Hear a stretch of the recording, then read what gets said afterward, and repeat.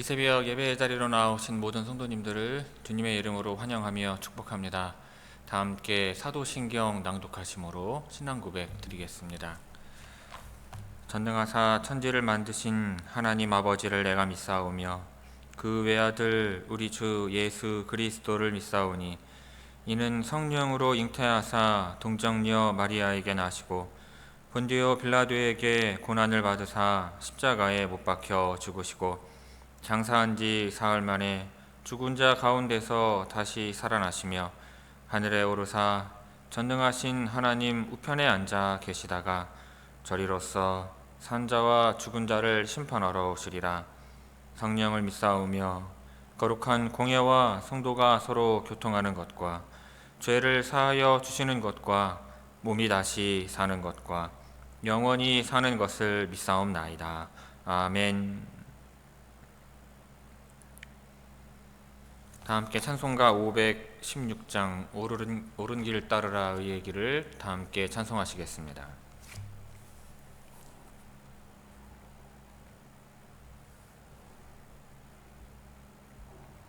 찬송가 516장입니다.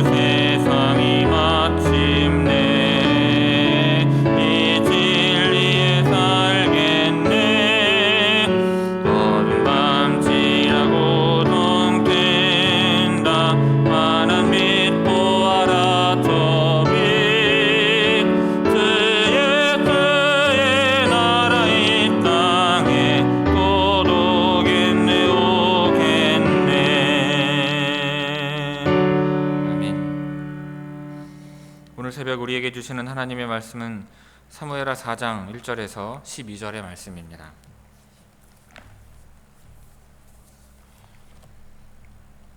구약성경 사무엘하 4장 1절에서 12절까지 제가 봉독하겠습니다. 사울의 아들 이스보셋은 아브넬이 헤브론에서 죽었다 함을 듣고 손에 맥이 풀렸고 온 이스라엘이 놀라니라. 사울의 아들 이스보셋에게 군 지휘관 두 사람이 있으니 한 사람의 이름은 바하나요 한 사람의 이름은 레갑이라. 베냐민 족속 브에롯 사람 림몬의 아들들이더라. 브에롯도 베냐민 지파에 속하였으니 일찍이 브에롯 사람들이 기타임으로 도망하여 오늘까지 거기에 우거함이더라. 사울의 아들 요나단에게 다리 저는 아들 하나가 있었으니 이름은 무비보셋이라. 전에 사울과 요나단이 죽은 소식이 이스르엘에서 올 때에 그의 나이가 5살이었는데 그 유모가 안고 도망할 때 급히 도망하다가 아이가 떨어져 절게 되었더라. 브에롯 사람 림몬의 아들 레갑과 바하나가 길을 떠나 볕이 쬐을 때 즈음에 이스보셋의 집에 이르니 마침 그가 침상에서 낮잠을 자는지라. 레갑과 그의 형제 바하나가 밀을 가지러 온 채하고 집 가운데로 들어가서 그의 배를 찌르고 도망하였더라. 그들이 집에 들어가니 이스보셋이 침실에서 침상 위에 누워 있는지라. 그를 쳐 죽이고 목을 베어 그의 머리를 가지고 밤새도록 아라바 길로 가 헤브론에 이르러 다윗 왕에게 이스보셋의 머리를 들이며 아뢰되 왕의 생명을 해하려 하던 원수 사울의 아들 이스보셋의 머리가 여기 있나이다. 여호와께서 오늘 우리 주 되신 왕의 원수를 사울과 그의 자손에게 갚으셨나이다 하니 다윗이 브에롯 사람 림몬의 아들 레갑과 그의 형제 바하나에게 대답하여 그들에게 이르되 내 생명을 여러 환난 가운데서 건지신 여호와께서 살아계심을 두고 맹세하노니 전에 사람이 내게 알리기를 보라 사울이 죽었다 하며 그가 좋은 소식을 전하는 줄로 생각하였어도 내가 그를 잡아 시글락에서 죽여서 그것을 그 소식을 전한 갚음으로 삼았거든. 하물며 악인이 의인을 그의 집 침상 위에서 죽인 것이겠느냐. 그런즉 내가 악인의 피 흘린 죄를 너희에게 갚아서 너희를 이 땅에서 없이 하지 아니하겠느냐 하고 청년들에게 명령하매 곧 그들을 죽이고 수족을 베어 헤브론 못가에 매달고 이스보셋의 머리를 가져다가 헤브론에서 아브넬의 무덤에 매장하였더라. 아멘. 이 새벽 말씀을 통해 주시는 은혜가 함께 하시는 모든 분들 위해 충만하게 임하기를 바랍니다. 오늘 본문 말씀은 아브넬이 죽은 이후 그 밑에 있던 레갑과 바하나가 반역을 일으켜 이스보셋을 죽인 후 그의 목을 다윗에게 갖다 바치는 내용입니다. 다윗은 사울의 때와 마찬가지로 이스보셋을 죽인 그들을 처형하고 이스보셋의 머리를 아브넬과 함께 묻어 주었습니다.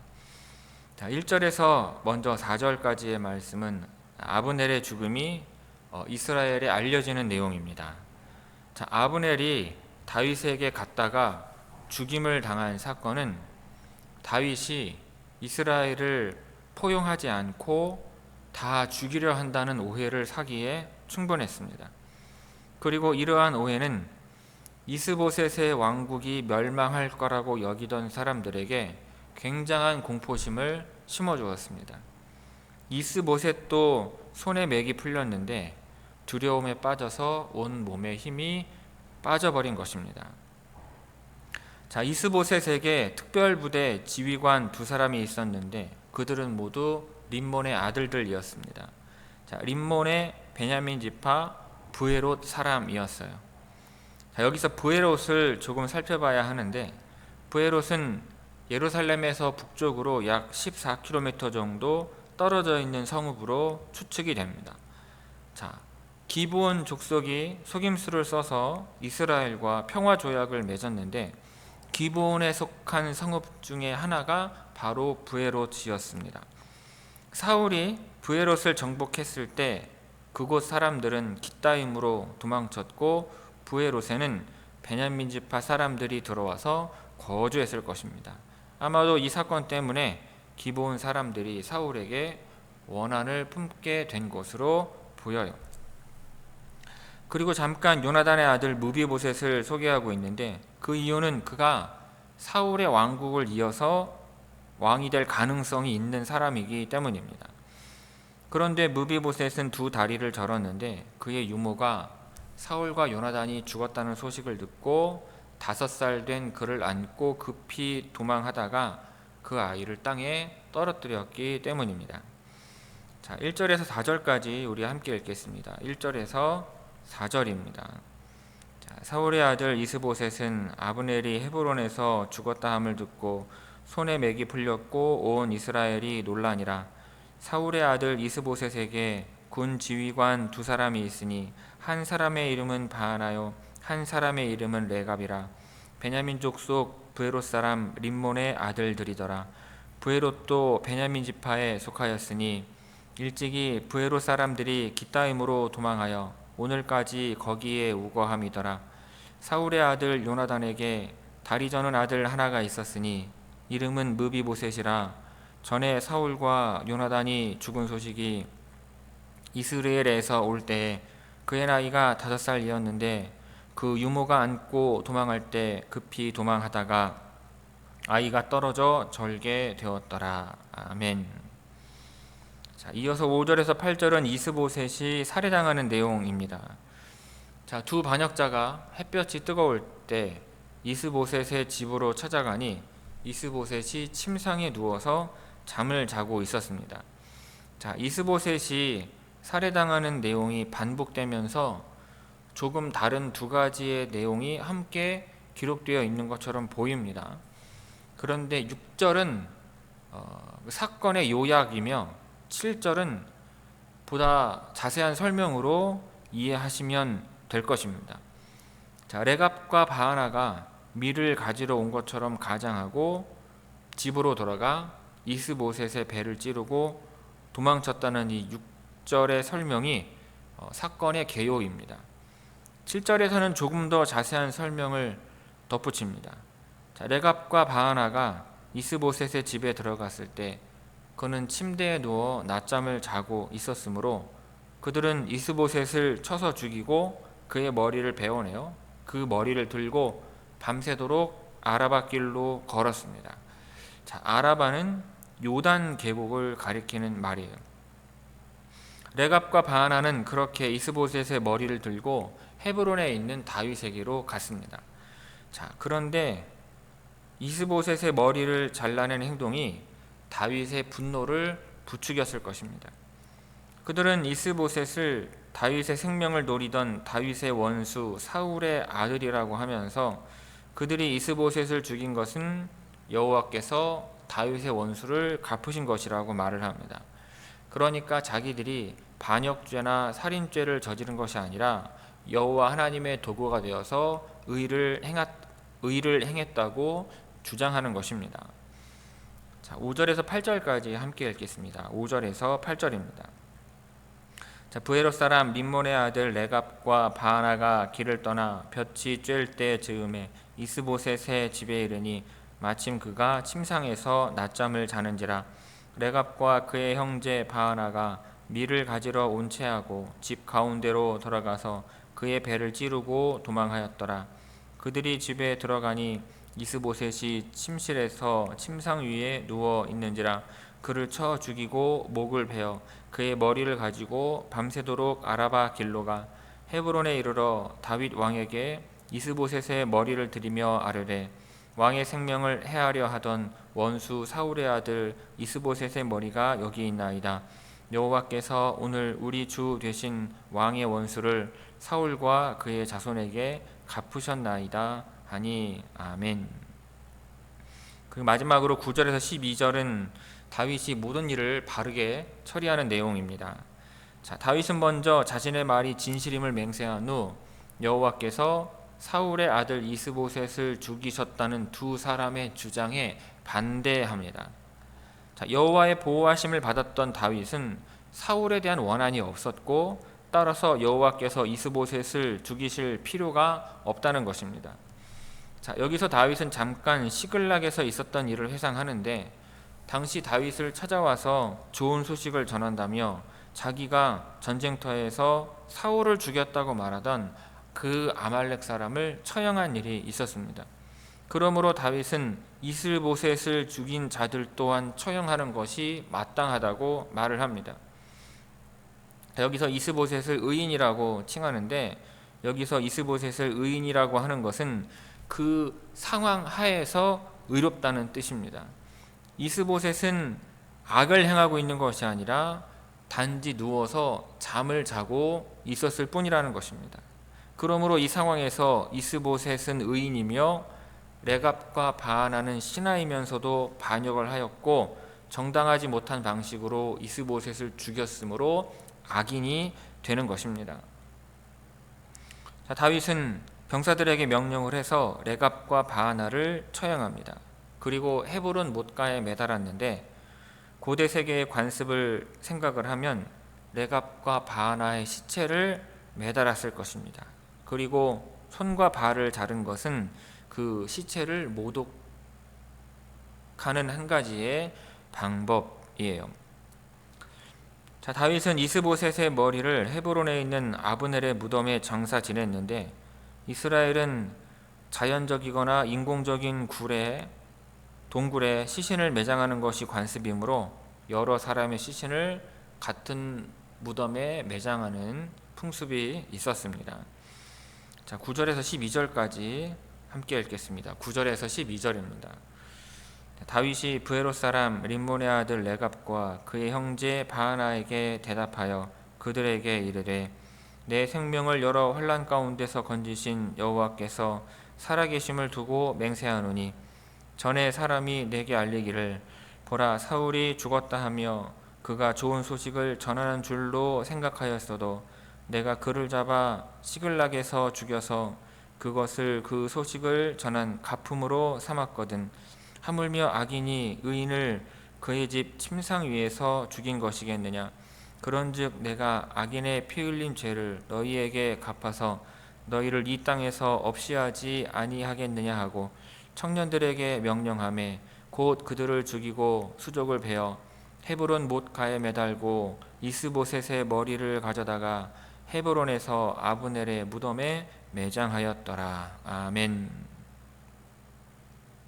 성도 여러분, 똑똑한 듯해도 여러분 너무나 어리석은 것이 사람이라고 하는 존재입니다. 오늘 본문에 나오는 레갑과 바하나도 마찬가지입니다. 나름대로 장군의 반열에 올랐던 사람들이고 자기 나름대로는 매우 기민하게 움직이는 똑똑이들입니다. 그런데 결국에는 바보 같은 죽음에 이르는 것을 보게 돼요. 이들에게서 발견할 수 있는 그 인생의 어리석음이 무엇이겠습니까? 첫째로 주인의 마음을 모르는 어리석음입니다.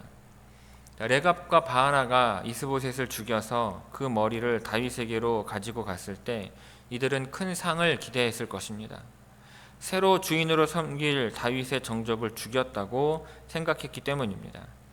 하지만 정작 다윗은 이들에게 분노하며 죽음의 벌을 내렸습니다. 이들은 다윗을 몰라도 너무나도 몰랐기 때문입니다. 다윗은 결코 배신자를 기뻐하지 않았습니다. 그들이 끝까지 오히려 이스보셋을 보좌했더라면 더 기뻐했을 것입니다. 귀한 삶을, 복된 삶을 살고자 한다면 내가 좋아하는 것을 하는 것도 중요하지만 여러분, 내 삶의 주인 되신 분이 무엇을 기뻐하시는지를 알아야 하는 것입니다. 그래서 우리는 늘 말씀을 가까이 해야 합니다. 말씀에 우리의 주인 되시는 하나님의 마음이 드러나 있기 때문입니다.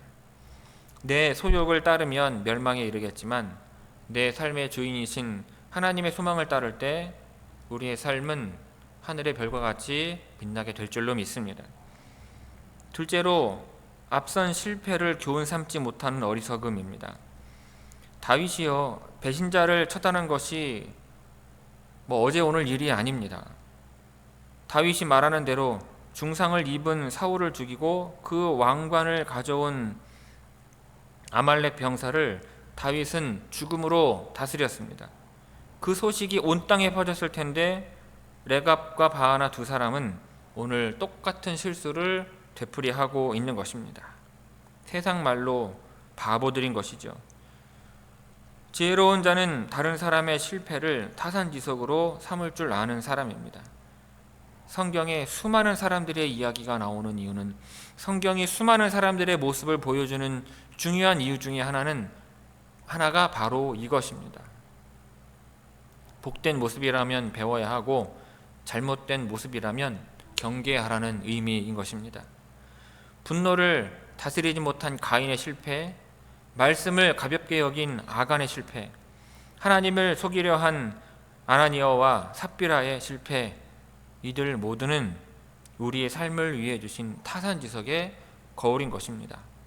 그러므로 어리석은 죄인의 실패를 되풀이하지 않는 지혜로운 인생의 삶을 사는 여러분들 다 되시기를 주님의 이름으로 축원합니다.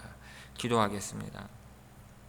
아버지 하나님, 우리가 어찌 하나님 아버지의 마음을 알지 못한 가운데 하나님의 마음을 넘겨짚고 이것을 기뻐하리라 생각하며 살아가겠습니까? 하나님의 말씀을 알지 못하온데 어찌 우리가 하나님의 말씀을 알겠습니까?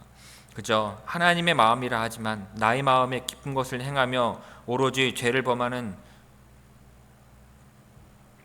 주의 성도들의 어리석음을 하나님 불쌍히 여겨주시고 궁히 여겨 주옵소서. 그러나 끝까지 어리석게 행한다면 하나님의 징계와 하나님의 심판이 있을 줄로 압니다. 하나님, 우리 어리석음으로 말미암아 하나님의 심판과 징계를 당할 때 하나님의 마음과 하나님의 뜻이 어디를 향해 있는지 분별하여 깨달아 알게 하옵시고 주 앞에 회개하며 나갈 때에 하나님 깨닫게 하옵소서.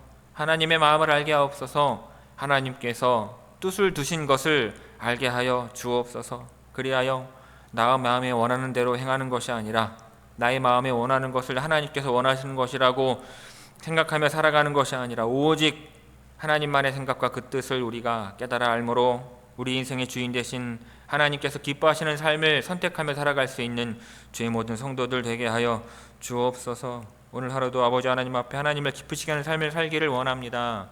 하나님, 나의 소욕과 하나님의 뜻이 상충할 때 나의 소욕을 내려놓고 아버지 하나님과 아버지 하나님의 마음과 아버지 하나님의 뜻에 합당한 삶을 선택하며 살아가는 오늘 하루가 되게 하옵소서. 하나님의 그와 같은 인도하심과 보호하심이 우리의 삶과 교회와 이 지역 가운데 이 나라 가운데 임할 줄로 믿사옵고 이 모든 말씀 예수님의 이름으로 기도하옵나이다. 아멘. 하늘에 계신 우리 아버지여, 이름이 거룩히 여김을 받으시오며 나라가 임하시오며 뜻이 하늘에서 이루어진 것 같이 땅에서도 이루어지이다. 오늘 우리에게 일용할 양식을 주시옵고 우리가 우리에게 죄 지은 자를 사하여 준 것 같이 우리 죄를 사하여 주시옵고 우리를 시험에 들게 하지 마시옵고 다만 악에서 구하시옵소서. 나라와 권세와 영광이 아버지께 영원히 있사옵나이다. 아멘.